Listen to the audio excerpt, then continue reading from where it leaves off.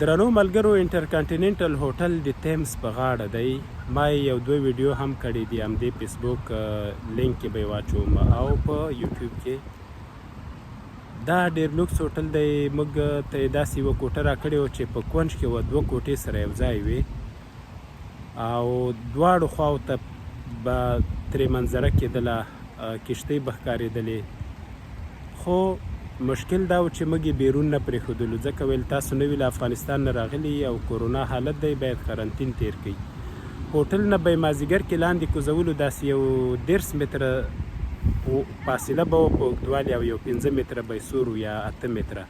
په دې کې به 10 منټه ګرځېدو، هغه به هم یو سیکیورټي کس را سره و او رانه بېلېده به نه، بل چېرته یې نه پرېښودلو.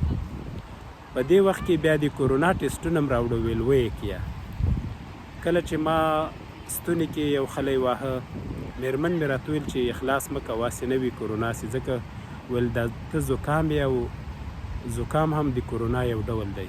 خو ما د هغې خبره ونه منله. بله ورځ هم چې زنګ ووایه چې مازدیګر دی موږ بیرون وځو، نو هغه د هوټل والا ویل چې یاره ستا د کورونا ټسټ مثبت راغلی دی او تاسې به 7 ورځې په همدې کوټه کې یاست. نو 7 ورځې موږ باور وکړئ له همغې کوټې نه ونه وتلو، خو کوټه اوږده وه، یعنې 2 کوټې سره یو ځای وې او دوی به چې ډوډۍ راوړه، مخکې هم که راوړه، همدې وخت کې هم 3 وخته به ډوډۍ وه. یعنې همغه د انټرکانټیننټل هوټل ډوډۍ چې چا لیدلې وي هغو ته بیا پته لګېږي چې څنګه ډوډۍ به وي. نو دروازه به یې ټک ټک کړه چې ډوډۍ هم راوړې. نو ډوډۍ به چې موږ وخوړله، هر څه به پکې وو، شوده، چای، جوس، 3-4 ډوله میوې، یو 2-3 ډوله وچه میوه، 2-3 ډوله خواړه، پاخه کړي خواړه، او بیا به موږ بیرته همدا خلطې بیرون کېښودلې.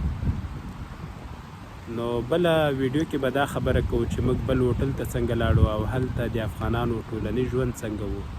هغه هوټل داسې و لکه کوچنی افغانستان.